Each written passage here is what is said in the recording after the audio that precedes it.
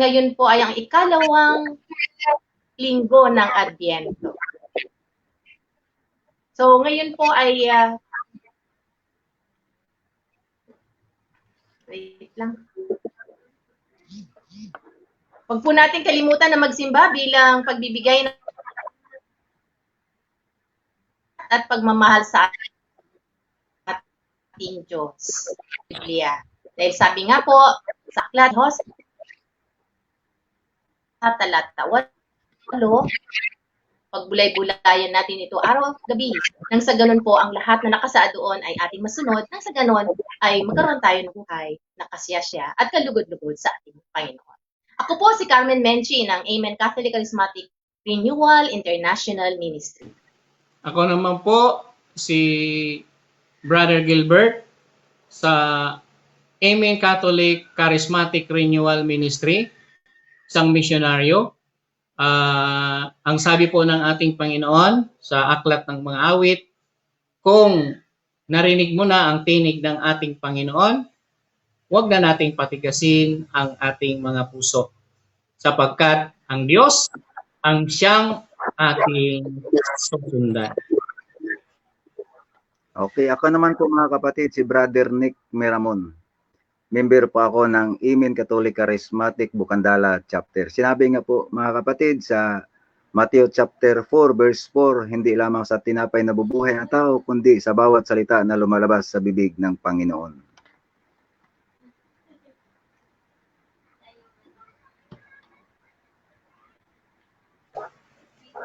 Sister, nakamute po kayo.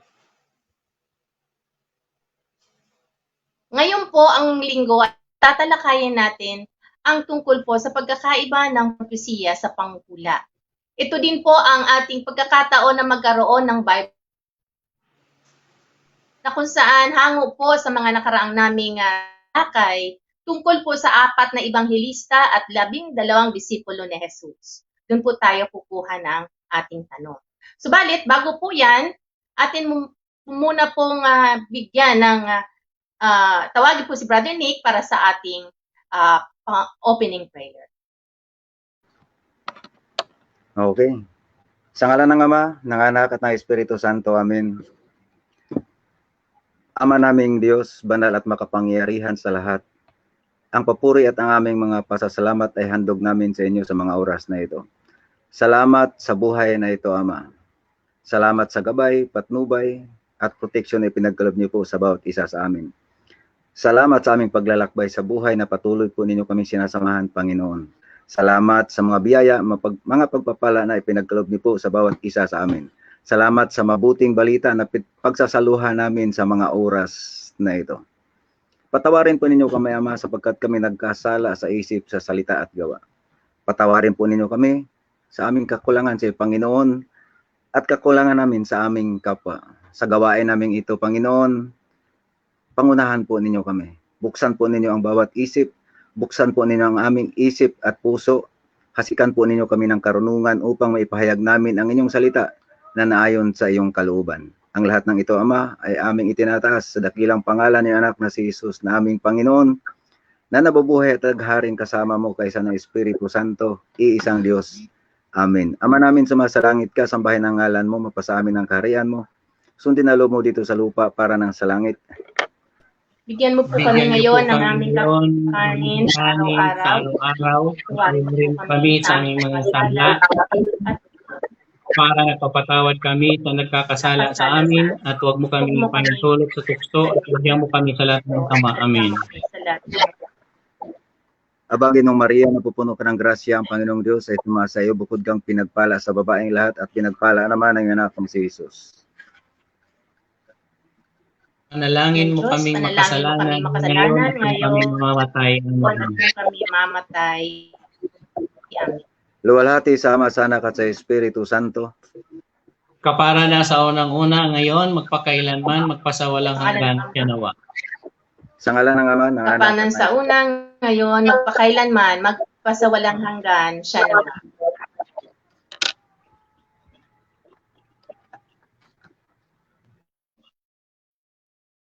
Sa ngalan ng Ama at ng Anak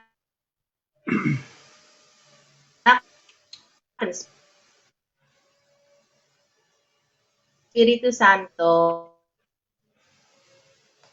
Mga kapatid, ngayon po ay pagnilayan natin ang salita ng Diyos. Buksan natin ang ating kaisipan at puso sa pamamagitan ng mga salita ng Diyos mula sa aklat ni San Marcos, Kapitulo 1, versikulo 1 hanggang 8. Papuri sa iyo, Panginoon.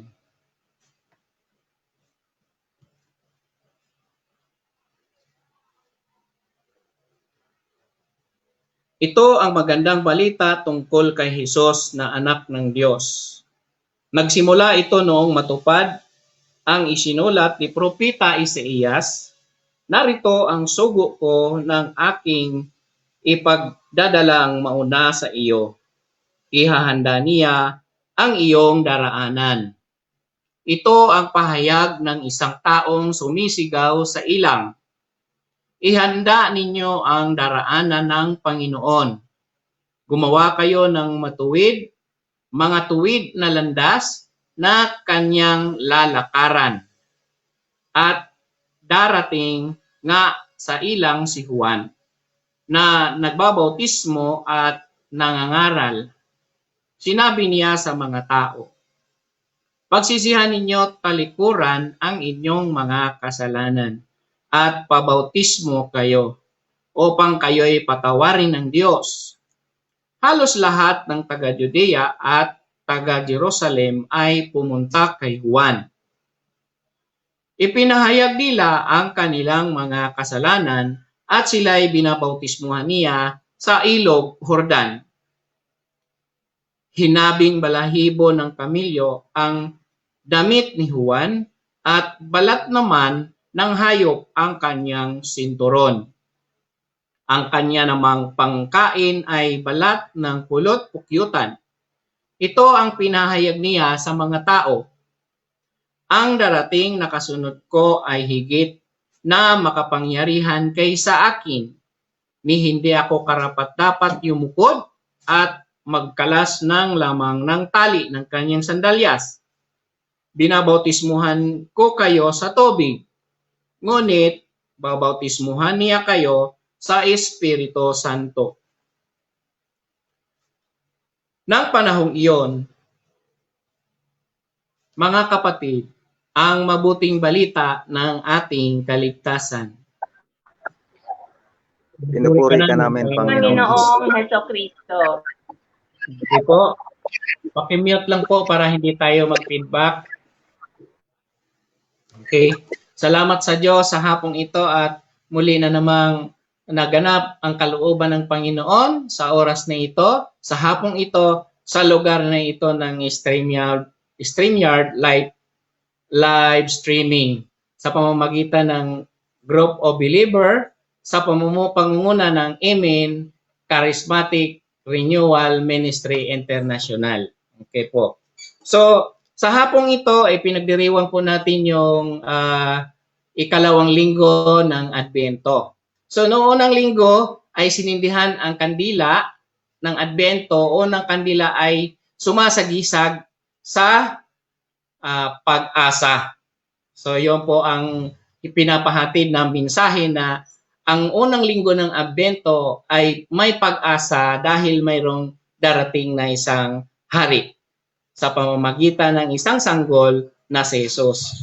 At ngayon po ay isinasagisag po ngayon ang pagsisindi ng ilaw ng ikalawang kandila ng Adbento.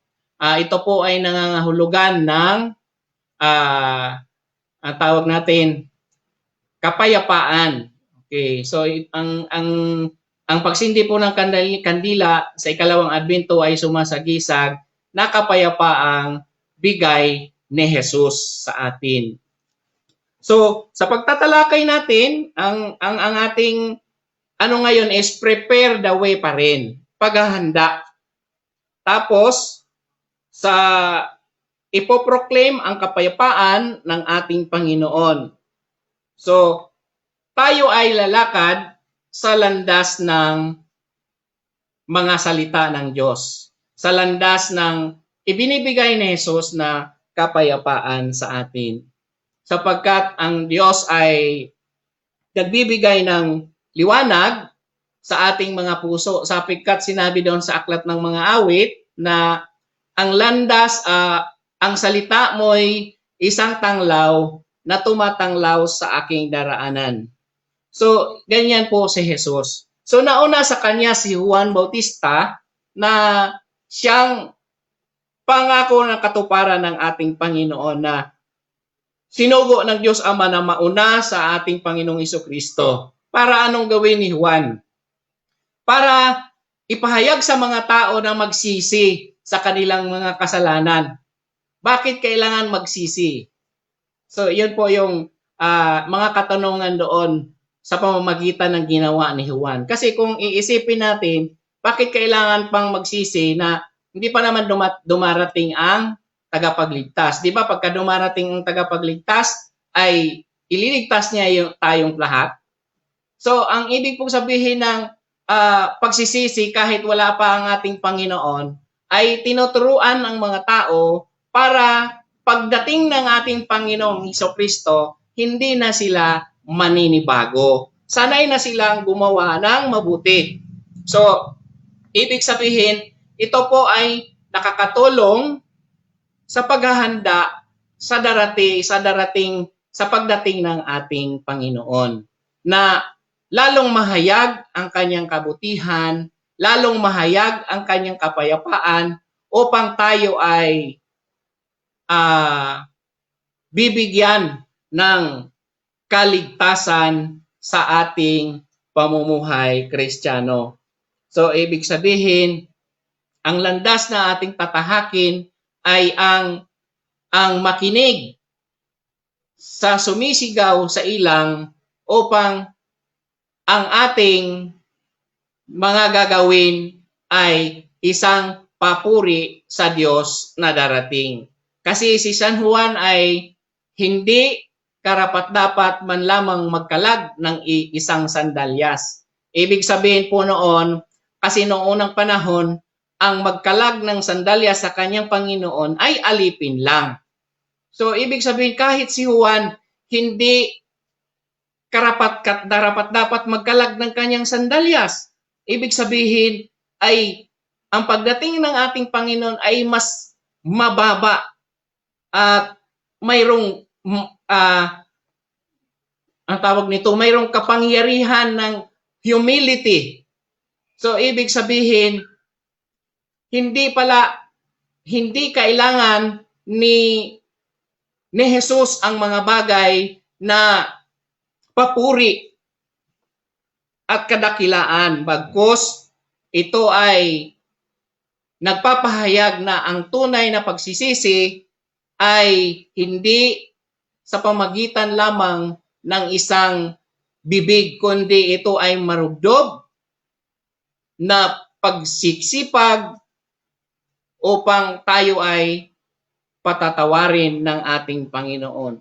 So, ang ipinapakita dito na si Jesus ay mayroong katangian na kakaiba sa lahat ng tao.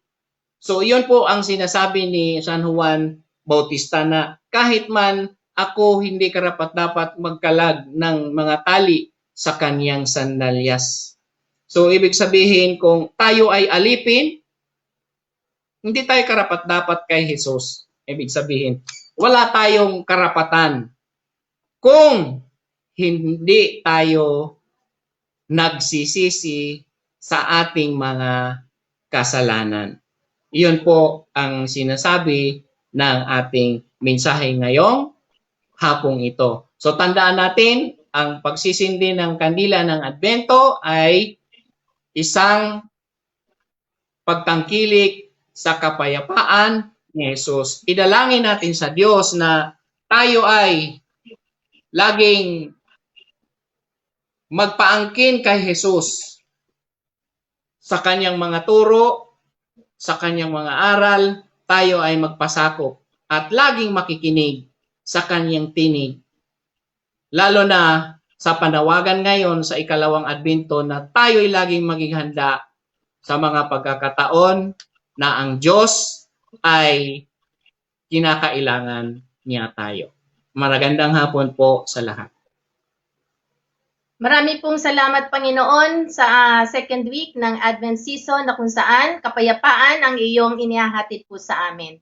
At tulad po ng isinisigaw ni San Juan Bautista tungkol sa paghahanda sa pagdating ni Jesus, na po masimulan na namin ang pagtatambak, matambakan ang lambak, mapatag ang burol, matuwid ang daan, at mapatag na po ang aming buhay pananampalataya. So yan po ang hatid ng mensahe ng ating Ebanghelyo ngayon.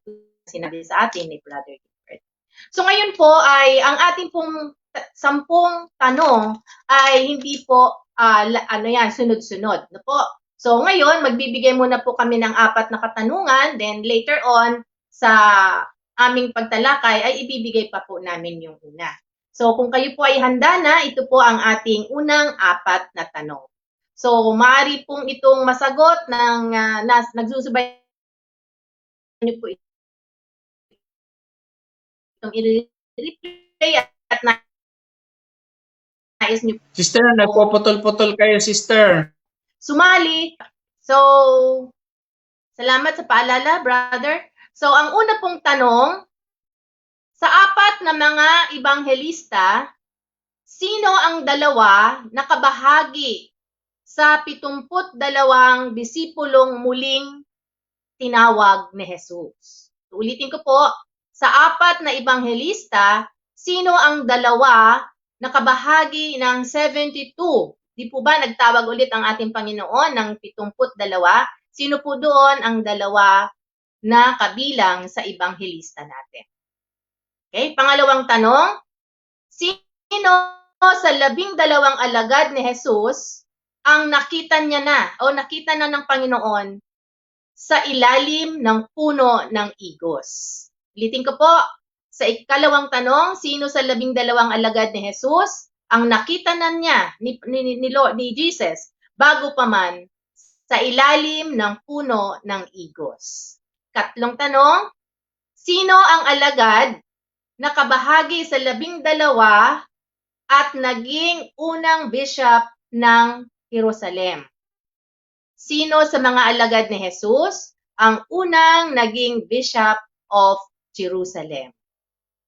Pang-4 na tanong, sino sa 12 alagad ang nagsabing, nagkasala ako? Ipinagkanulo ko ang dugo ng taong walang bahid ng kasalanan. Ka-4 na tanong, sino po sa 12 alagad ni Jesus ang nagsabing, nagkasala ako? Pinagkanulo ko ang dugo ng taong walang bahid ng kasalanan. So yan po ang unang bahagi ng ating mga tanong. At sa pagpapatuloy po ng ating pagtalakay, muli po nating tatawagin si Brother Nick para sa pagpaliwanag, ano po ba ang kahulugan ng propesiya? Sister, sa akin po yata yon. Hindi po, hula po sa inyo, brother. Panghuhula po sa inyo. Brother Nick po yung propesiya. Okay, magandang hapon sa ating lahat, Sister Mency, Brother Gilbert.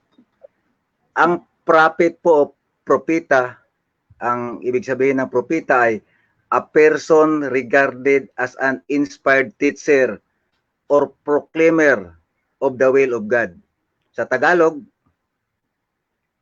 ang propita, mga kapatid, ay pinili ng Diyos upang ipaalam sa mga tao ang kalooban ng Diyos, ang layunin ng Diyos, at ang propita, mga kapatid, ay nagsisilbi siyang tagapagsalita ng Diyos. Sa makatuwid, ang Diyos po, mga kapatid, ay nagsasalita sa propita at ang propita naman po ay nagsasalita sa mga tao. Sa madaling sabi, ang propita po ay tagapamamagitan sa Diyos at saka sa tao. Ang propesiya po, mga kapatid, ang ibig sabihin po ng propesiya ay prediction something to come. Prediction something to come is inspired declaration of divine will and purpose. Ibig sabihin mga kapatid, kapag sinabing inspired, ang tao nagsasalita, inspired. Kapag sinabing divine, ay wala na hong yan, talagang sa Diyos po nang gagaling. At ang purpose po ng Diyos ipinapahayag po sa mga propeta, at ang mga propeta naman po mga kapatid ay nagpapahayag sa tao.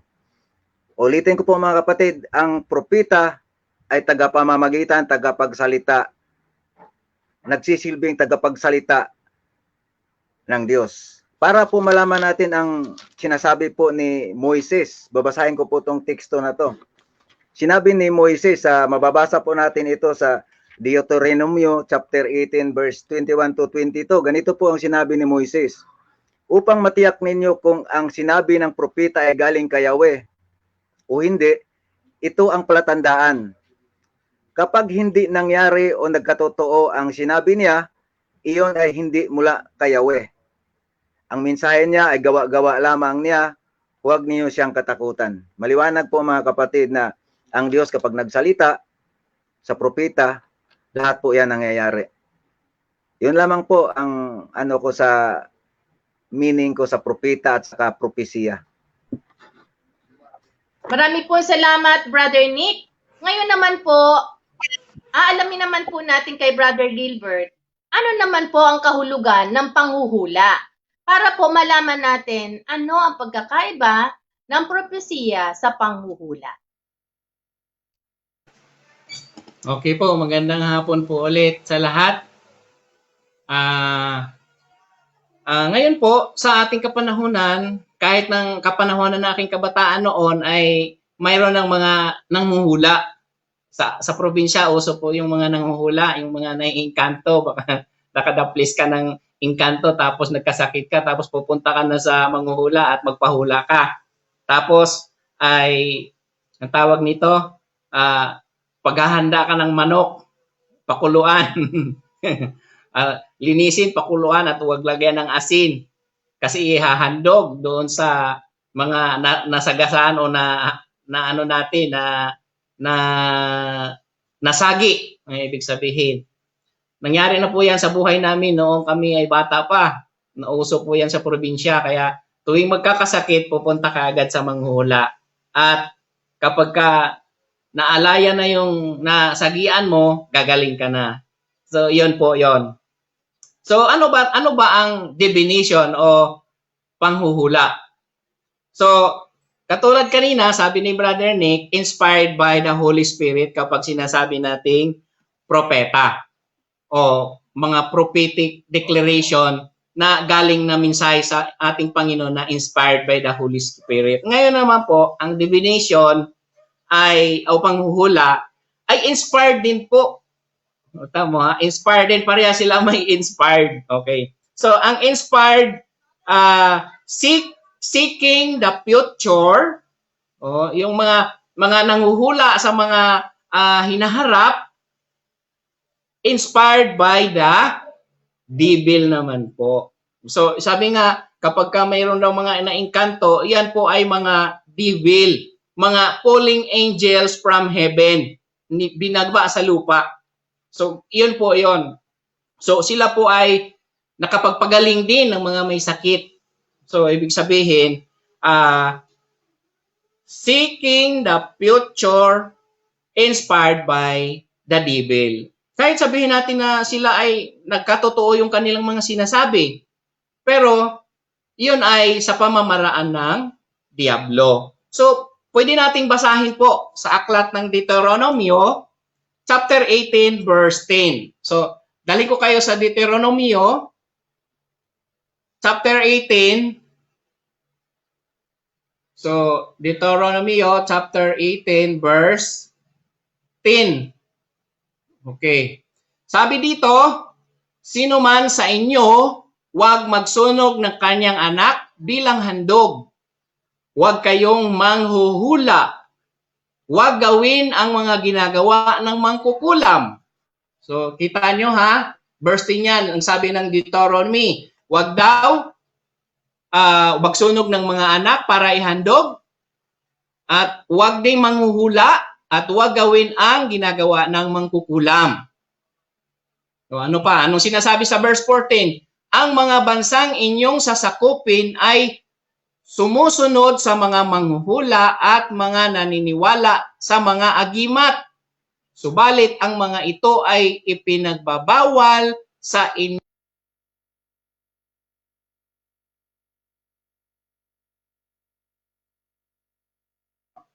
So, ipinagbabawal ng Panginoon nating Diyos doon sa aklat ng Deuteronomio, chapter 18, verse 10 at 14. So, maliwanag po na huwag gawin ang manghuhula at ipinag-uutos sa atin ng Diyos. So, kita nyo ha, hindi tayo ang may gawa nito o hindi natin to sabi-sabi lang. Sapagkat, iyon ay maaring makapagdulot ng hindi mabuti sa ating kapwa, maging sa ating sariling sambayanan. At kinapupuotan ng Diyos ang mga ganong uri. Sa aklat po ng Sirach. Okay, daling ko kayo sa aklat or Eklesiastiko. So makikita po natin dito sa aklat ng Eklesiastiko, chapter 34, verse 5 to 7. So sabi po dito, ang mga hula, pangitain at mga panaginip ay kahangalan, sapagkat kung ano ang inaasam-asam ng isang tao ay siya namang inilarawan ng kanyang guni-guni. So, yun po, narinig po ninyo ha. Hindi dapat pahalagahan ni numan ang panaginip, liban na lamang kung iyon ay talagang pangitain mula sa kataas-taasang Diyos. So, yan po no, marami na ang nalinglang ng mga panaginip at mga umaasa dito ay napapahamak. Yan po ay babala sa atin ng Panginoon na ang sino mang gumagawa ng iyon ay maaring magkamit ng kapahamakan at wala sa kanya ang biyaya ng ating Panginoon. So, naalala ko yung bata kami, pumupunta talaga kami sa manghuhula Tapos gumagaling naman. Pero hindi namin alam, it was the falling angel who gives the cure. So, kita natin, sila din ay nagpapagaling. Pero, subalit, hindi kinalulugdan ng Panginoon ng Diyos ang ganong uri ng mga gawain.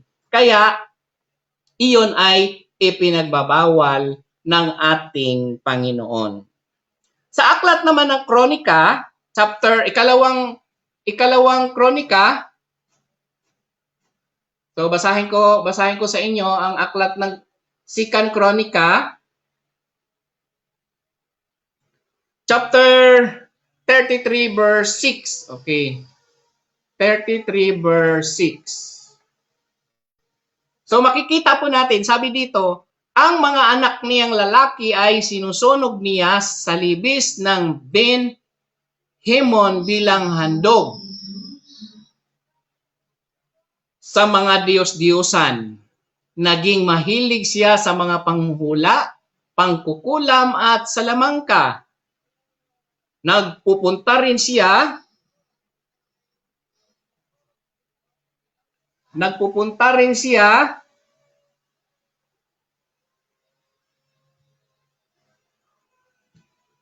Nagpupunta rin siya sa mga sumasangguni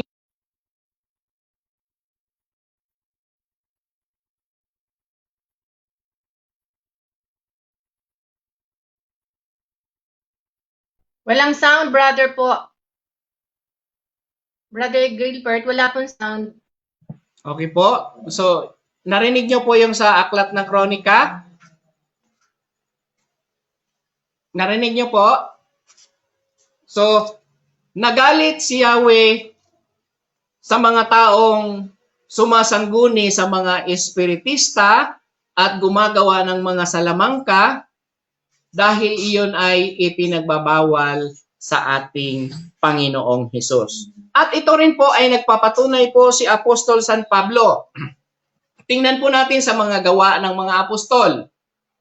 So, sa mga gawa ng mga apostol, sabi dito, sa Gawa 16, Kapitulo 16, 16. So, sabi dito, isang araw, nang kami papunta sa puok dalanginan, nasalubong namin ang isang batang babaeng alipin. Siya'y nakapagpanghula dahil sa sinasapian siya ng masamang espiritu. Malaki ang kinikita ng kanyang mga amo dahil sa kanyang panghuhula. Marami ng araw na ginawa niyang iyon. Kaya't nainis si Pablo. Hinarap niya ang bata at sinabi sa espiritu, inuutusan ko sa iyo sa pangalan ni Hesus.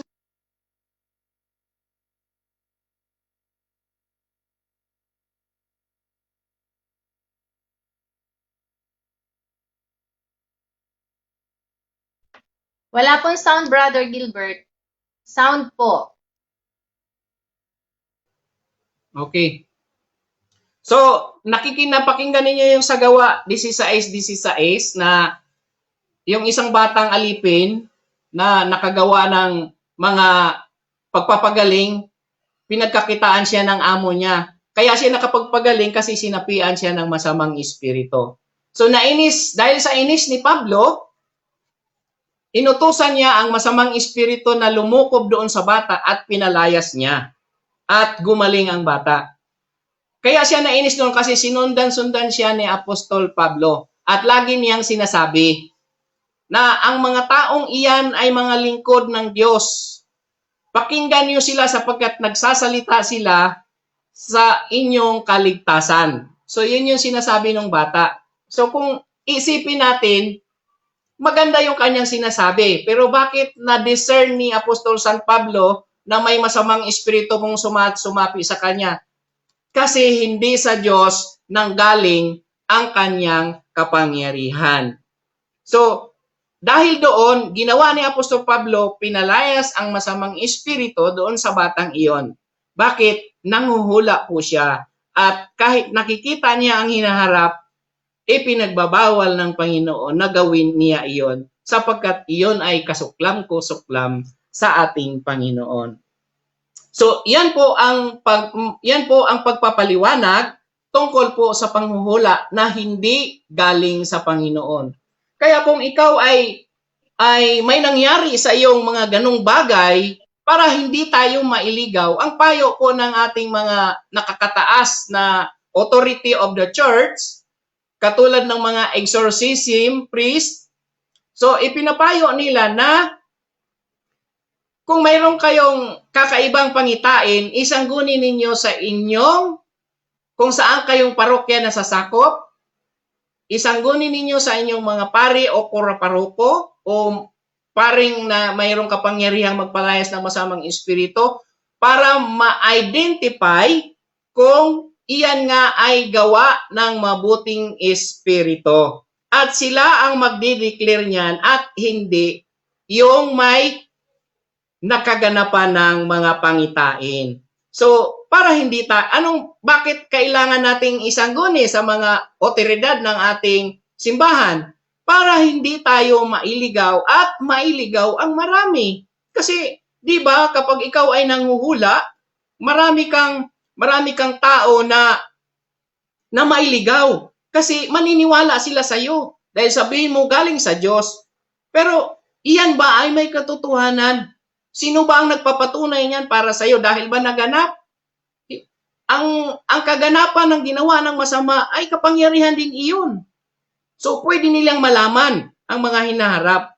So, mag-ingat po tayo sapagkat sa panghuhula ay mahigpit na ipinagbabawal ng Diyos unless kung ito ay inspired by the Holy Spirit or na iparating natin sa may otoridad upang maitanghal na ang iyong nakita ay sa Diyos nga galing. At malalaman din nila ito kung ito'y galing sa masama.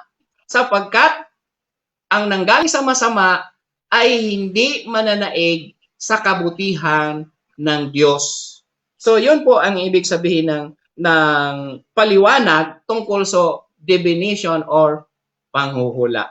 So, sana po ang mga kaalamang ito ay nakapagdagdag sa ating kaalaman. So, para tayo ay matuto, maghanap kayo ng mga pwede niyong panoorin na under the authority of the Church of the Holy Catholic Church, sapagkat iyon po ay makikitaan natin ng magandang aral. Magandang hapon po sa inyong lahat. Maraming salamat. Marami pong salamat, Brother Gilbert. Although nagpuputol-putol po ang inyong linya, pero nawa po ito ay gawa po ng ating net at tensyahan niyo po sa paliwanag ni Brother Gilbert at sa paliwanag ni Brother Nick kung alin ang sa Diyos at alin ang sa kalaban. So pag sinabi natin propeta, yan ay sugo ng Diyos, at kapag sinabi natin manghuhula, yan ay sugo ng mga dyablo. Kaya po alam ko po na nakaka-relate po tayo ngayon dahil alam po natin na hanggang sa kasalukuyan, marami pa rin po ang mga nagpapahula at marami pa rin po ang talagang humahabol-habol. Katunayan, mayroon tayong isang sikat na manghuhula ngayon na kahit nga sa isang TV program ay kanyang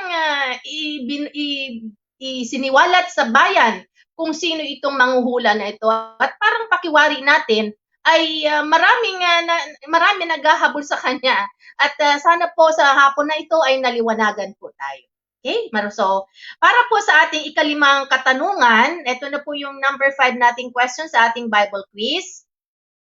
Number 5 question, sino po sa 12 disipulo ni Jesus ang kanyang kamukha at kamag-anak?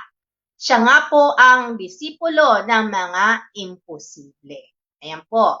Ulitin ko po ang panglimang tanong, sino sa mga disipulo ni Jesus ang kanyang kamukha at lagi niya nga itong hawak ang larawan ni Jesus, no?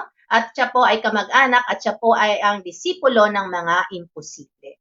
So sa ikalibang tanong, sino po ang tanging disipulo ni Jesus na ang martyrdom o sa kanyang pagkamatay ay naitala sa aklat ng bagong tipan? Sa Acts 12, chapter 12, verse 2. Sino po sa 12 disipulo ni Jesus ang tanging nakatala ng pagkamatay niya bilang martir sa bagong tipan? Ito po ay matatagpuan sa Acts 12 at verse 2. Pangpitong tanong, sino sa mga disipulo ni Jesus ang nagwika ng My Lord and My God? Sino po sa 12 ni Jesus ang nagwika ng My Lord and My God? So hanggang dyan muna po at mamaya po uli yung natitirang dalawang tanong sa ating huling bahagi. So ngayon po, alamin po natin, sino-sino ba itong mga propeta? So dito po sa aklat na Araling Pang-Biblia, ito po ang ating reference book at hindi po tayo nagagawa-gawa lamang. Ito po ay nakatala dito ang mga propeta ng banal na kasulatan. So nakalagay po dito, dalawa ang uri ng propeta. Yung una sa lumang tipan, noong panahon ng mga Hudyo, sila yung mga propeta na nakalagay o nakasulat sa mga aklat ni Josue, mga hukom, 2 aklat ni Samuel, 2 aklat ng mga hari. Sa katunayan po, hindi sila mga tunay na propeta. Ano po? Kung ang ating babasihan ay yung kahulugan ng pagkapropeta. Subalit, ganun pa man, sila ay kinikilala mga naunang propeta. Okay. So sa later parts naman po, itong mga tinatawag na huling propeta. Dito na po lumitaw yung mga dakilang propeta. At ang isa dyan po ay tatalakayin ngayon ni Brother Nick. Sino po itong 4? Meron po tayong 4 na dakilang propeta. Sila po ay sina Propeta Isaias, Propeta Jeremias, Propeta Ezekiel, at si Propeta Daniel. So ngayon po, tatalakayin ni Brother Nick si Propeta Isaias. Okay, maraming salamat, Sister Mincy, Brother Gilbert. Maraming salamat. Ngayon po, tatalakayan ko po ang isa sa tinatawag na major prophet, si Isaias. Si Isaias po mga kapatid, sa English ay Isaiah, sa Hebreo naman po, ang pangalan na Isaiah ay Yeshayahu, at ang ibig sabihin, God is salvation. Mga kapatid, ang propeta po ay pinili ng Diyos, hinirang ng Diyos, kagaya ng sinabi ko kanina, upang ipaalam sa mga tao ang kanyang kalooban at ang kanyang layunin. Ang propeta ay nagsisilbing tagapagsalita ng Diyos sa mga tao. Ngunit itong si Isaias mga kapatid ay kakaiba. Natatangi po siya mga kapatid sa lahat ng mga propeta. Bakit? Sapagkat kung atin pong titingnan ang propeta, pinili ng Diyos. Ito po si Isaias, ang kanyang sarili ay inintroduce niya sa Diyos. Yun po yung napakaganda, inintroduce niya niyang sarili sa Diyos. Ngunit bago ko po tatalakayin ang ang propeta na si Isaias, ito po yung tatalakayin ko mga kapatid, mayroon pong tatlo. Una, si propeta Isaias, mga kapatid, ang kanyang pagiging propeta. Una, paano siya nagiging propeta? Ikalawa, ang kanyang mga propesiya. Ikatlo, ang kaganapan ng kanyang mga propesiya. Yun po yung tatalakayin ko mga kapatid. At ang buhay ni Isaias mga kapatid, siya po ay ipinanganak, sabi nga po sa mga history, siya po ipinanganak sa Huda. Wala po siyang katayakan kung anong pizza ipinanganak, ngunit sinasabi po sa mga historian, siya po ay napapaloob sa 800 BC before Christ. At ang kanyang kamatayan, wala rin pong katayakan na pizza, ngunit sinasabi po, nasa pagitan daw ng 700 to 600 BC before Christ. Yun po yung kanyang kamatayan. At tinawag din po siya mga kapatid na isang propetang Hebreo. Yan. At siya po yung nagbigay ng propesiya tungkol po sa pagdating ng ating Panginoong Hesukristo. 700 years ago bago dumating ang ating Panginoong Hesukristo. At ang kanyang tatay naman mga kapatid, kanyang father, ay ang pangalan si Amos. Marami pong nagsasabi ng mga historian na maaring si Amos na isang propeta din daw ang kanyang ama, yung kabahagi ng 12 minor prophets. Ngunit mas nakakalamang po talaga na ang Amos na yon ay Anon, hindi yung propeta na si Amos. At si propeta Isaias mga kapatid, siya po ay nagmula sa tinatawag na maharlikang pamilya. Ngunit ang kanyang simpatiya mga kapatid naroon sa mga tinatawag na salat sa buhay, mga mahihirap. Yun po yung kanyang simpatiya. Siya po mga kapatid ay nabubuhay.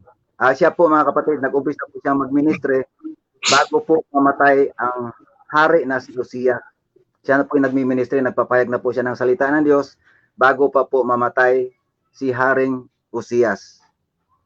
Nung namatay po si Haring Uzziah mga kapatid, siya po ay nagkaroon ng vision o pangitain.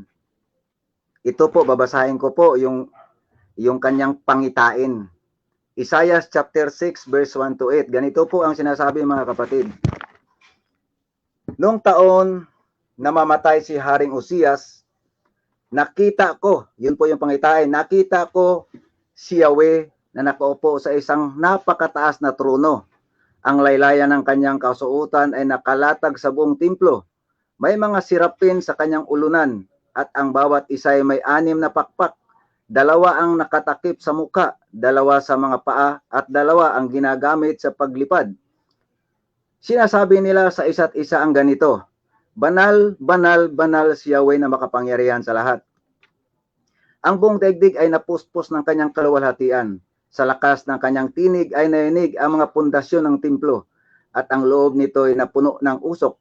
Sinabi ko, kawawa ako sapagkat ako ay isang makasalanan at at mula sa isang lahing makasalanan. Mapapahamak ako sapagkat nakita ko ang hari, si Yahweh ang makapangyarihan sa lahat. Pagkatapos, may isang siraping sumipit ng baga mula sa altar at lumipad patungo sa akin. Idinampi niya ang baga sa aking mga labi at sinabi, ngayong naidampi na ito sa iyong mga labi, pinatawad ka na at nilinis na ang iyong mga kasalanan.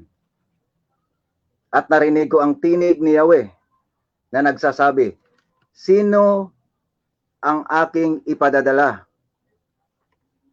Sino ang magpapahayag para sa atin? Sumagot ako, sabi ni Isaias, narito po ako ang inyong isusugo.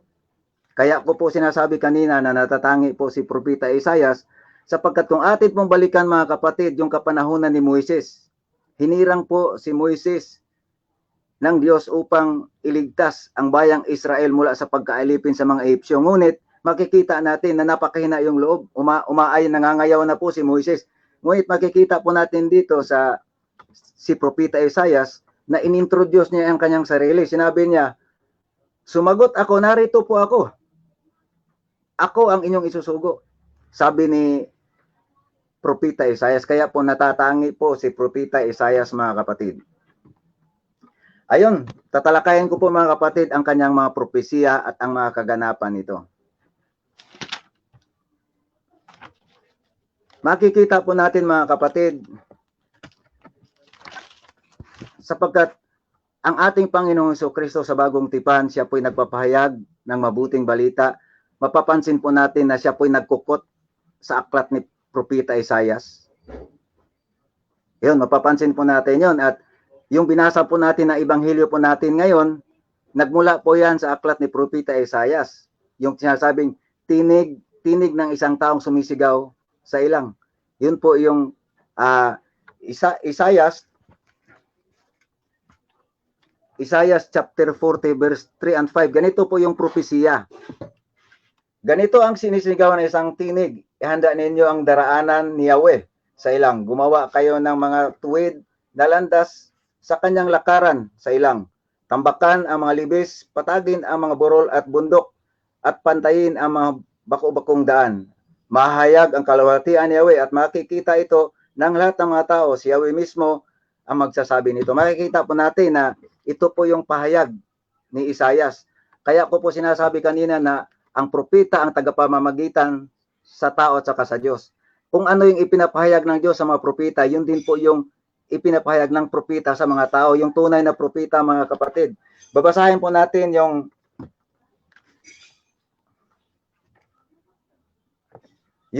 kaganapan nito mga kapatid, yung kaganapan. Ito po yung kaganapan.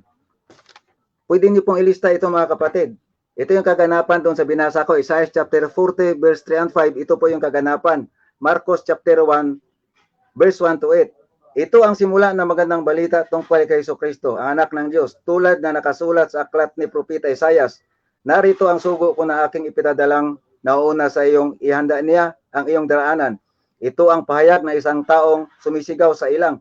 Ihanda ninyo ang daraanan ng Panginoon. Sino po ba itong laman ng propesiya ni Isaias? Wala na pong iba kundi si Juan na tagapagbautismo. Sinabi na Juan, gumawa kayo ng mga tuwid na landas sa kanyang lalakaran at dumating nga si Juan na tagapagbautismo na nangangaral. Pagsisihan yung talikuran yung mga kasalanan. Mababasa din po natin ito mga kapatid sa Luke chapter 3 verse 3 and 6. Ganito po yung sinasabi.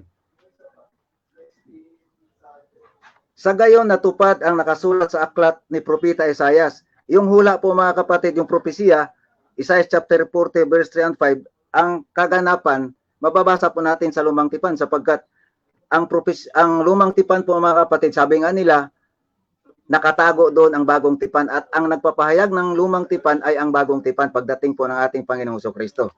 Sinasabi, sa gayon natupad ang nakasulat sa aklat ni Propeta Isaias. Ito ang pahayag ng isang taong sumisigaw sa ilang, si Juan Bautista po ito mga kapatid. Ihanda ninyo ang daraanan ng Panginoon, gumawa kayo ng mga tuwid na landas na kanyang lalakaran. Matatambakan ang bawat libis at patag ang bawat burol sa bundok. Magiging tuwid ang Daang liko-liko at patag ang daang bako-bako at makikita ng lahat ng tao ang pagliligtas ng gagawin ng Diyos.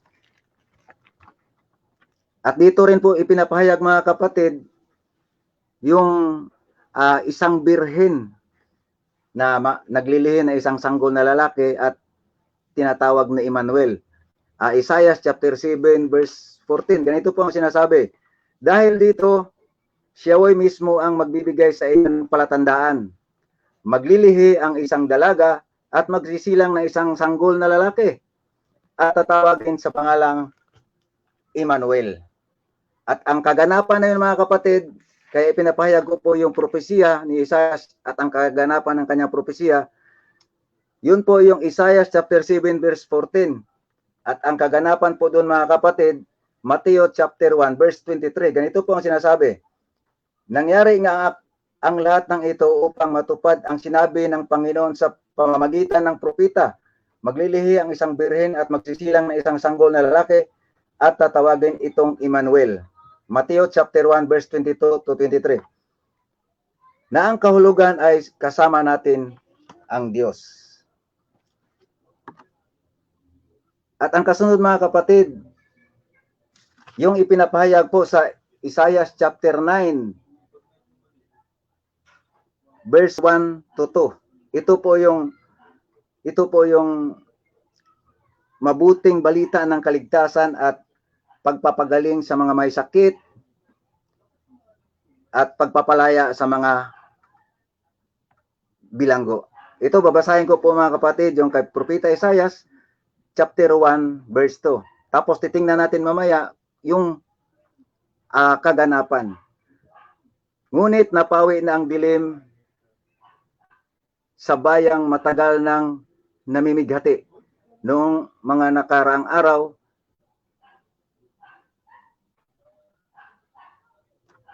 ito pala yung noong mga nakaraang araw, inilagay niya sa kahiyan ang lupain ng Sibulon at ang lupain ng Niptali.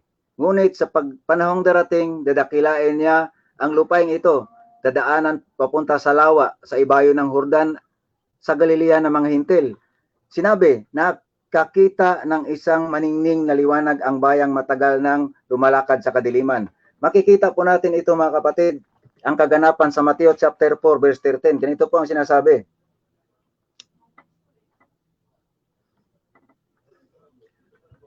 Ngunit hindi na siya sa Nazaret na inirahan, kundi sa bayan ng Capernaum, na nasa baybayin ng lawa ng Galilea na sakop ng Sibulon at Niptali. Sa gayon natupad ang sinabi ni Propeta Isaiah, lupain ng Sibulon at lupain ng Niptali, daanan papunta sa lawa na ibayo sa Hordan, sa Galilea ng mga hintil. Ang mga taong nasa kadiliman ay nakakita ng maningning na ilaw. Sa makatuwid mga kapatid, kung titingnan po natin, mahaba po ito mga kapatid, kung titingnan po natin, basahin po natin lahat, ang mga propesya ni Propeta Isaiah mga kapatid, lahat po yan mayroon pong kaganapan. Tutuloy na po ako sa bandang huli mga kapatid, sapagkat maiksi na lang po ang oras namin. No?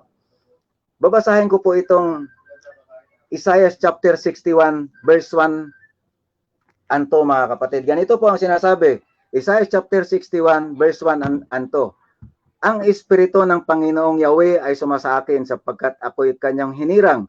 Sinugo niya ako upang dalhin ang magandang balita ng mga inapi, upang pagalingin ang mga sugatang puso, upang ipahayag sa mga bihag at sa mga bilanggo na sila'y lalaya. Pag binasa po natin yung kaganapan nito mga kapatid, makikita po natin ito sa Luke.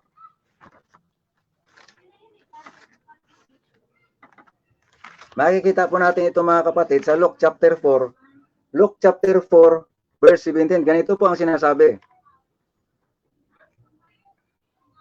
At ibinigay sa kanya ang aklat ni Propeta Isaiah. Binuksan niya ito sa dakong kinasusulatan ng ganito.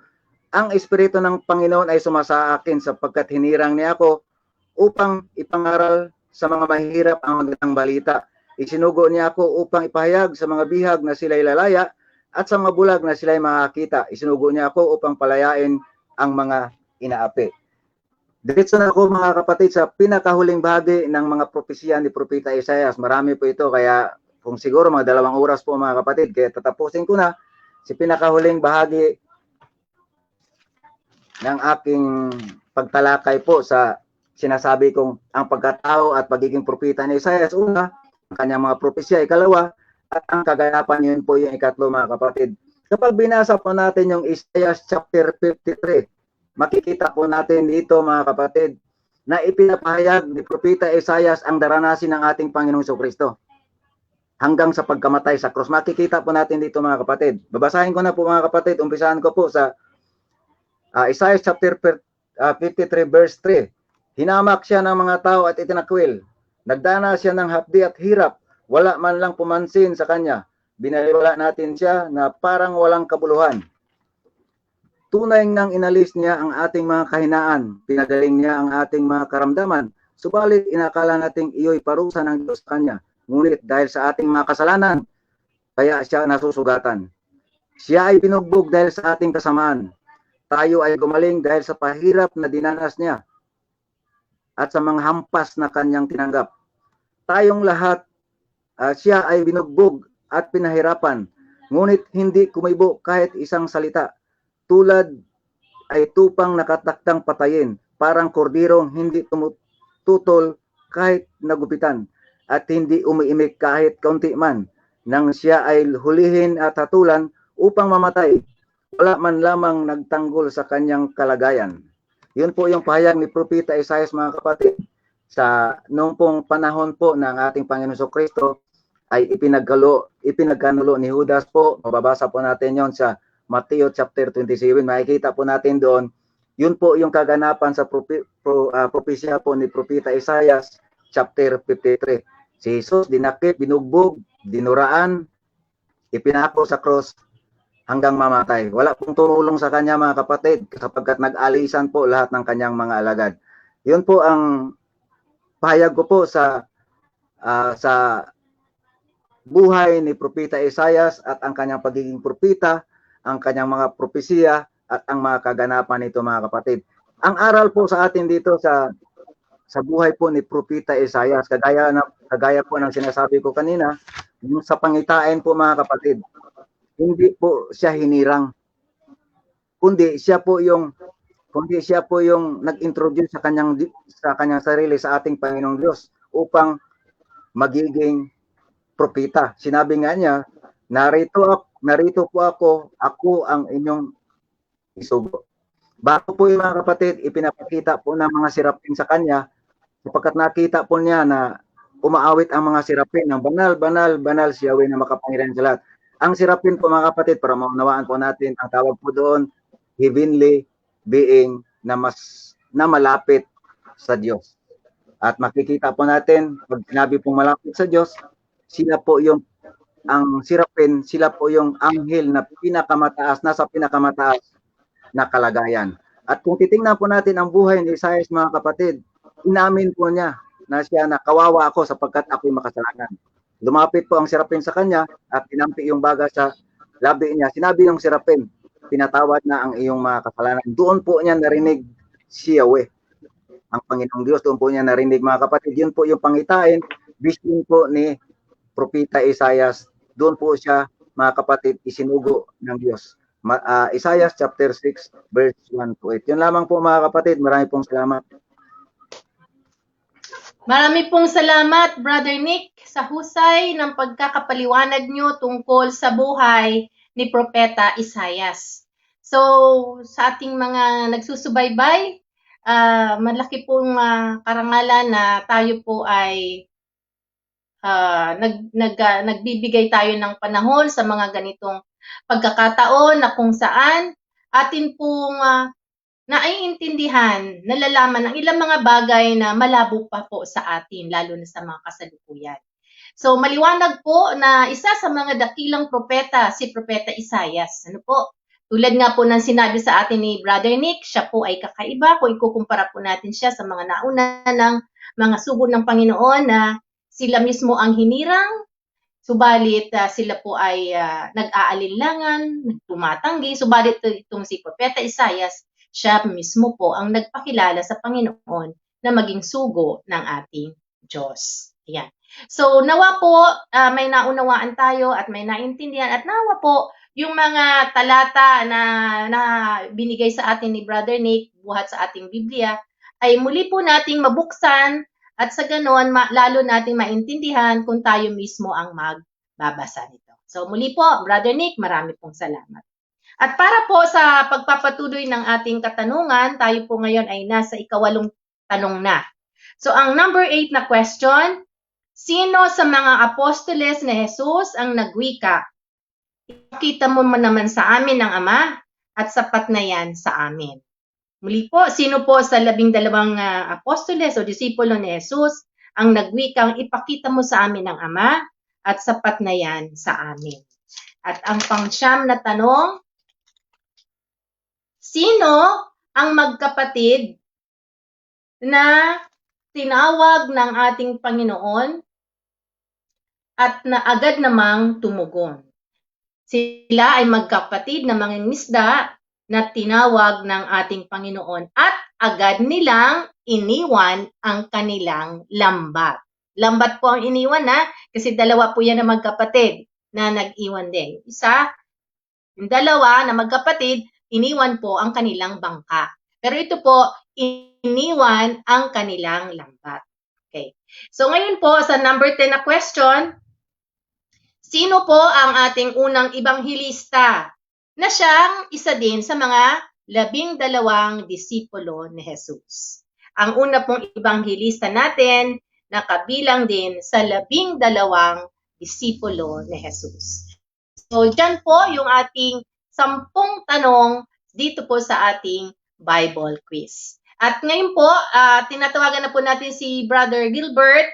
Brother Gilbert, nasa na po kayo para po sa ating healing message?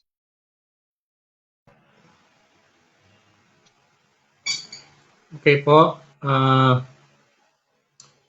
Magandang hapon po ulit at tayo po ay dadako na sa ating closing prayer. Pero po bago na, magkaroon po muna tayo ng announcement.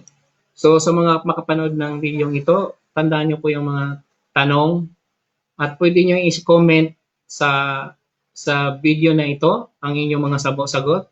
At sa sunod naming pagtalakay sa susunod na linggo ay malalaman na po kung sino ang mananalo ng mga papremyo na inihanda ng ating kapatid. Okay.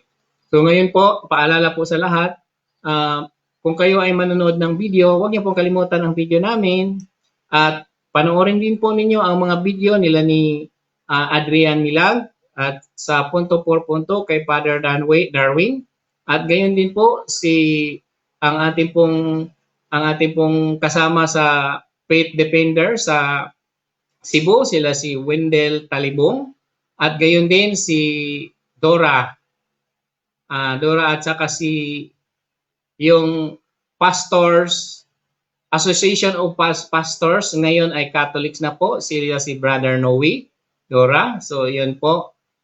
Yun po ay malaking maitulong sa ating pananampalatayang Katoliko upang manumbalik na po ang ating mga kapatid na naliligaw ng landas. Kung narinig mo ulit ang tinig ng ating Panginoon, huwag niyo nang patigasin ang iyong puso. Bumalik na po kayo sa ating pananampalataya. So ngayon po ay Advento, kulay violet ang mga ating pagdiriwang, ang ating motif, kulay violet, tanda ng pagsisisi, paghahanda sa ating Panginoong darating. Ngayon po, dadako na po tayo sa ating closing prayer. Ang Panginoon ay nandyan sa atin. Hindi siya nagdadalawang isip na tayo samahan sa gawaing ito upang makihati sa bahagi ng biyayang espiritual na ibinigay sa atin ng Diyos.